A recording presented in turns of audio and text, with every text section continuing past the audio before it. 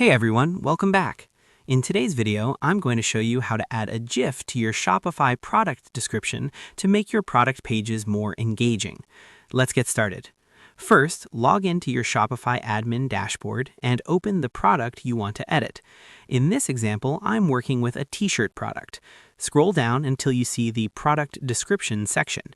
You'll notice that there's no direct option to upload a GIF in the description editor. To work around this, click on the Show HTML option. This allows you to manually insert embedded content. Next, open a new tab and go to Giphy. Use the search bar to find the GIF you want to add to your product description. Once you've found the GIF you like, click on it and select the Embed option. Copy the embed code provided.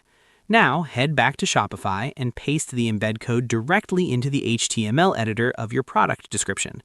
Once pasted, you'll see the GIF appear in the preview. If you don't want the From Giphy text to show, you can simply remove that portion of the HTML code. After making your adjustments, click Save to apply the changes. To check how it looks, preview the product page in the editor or visit your online store.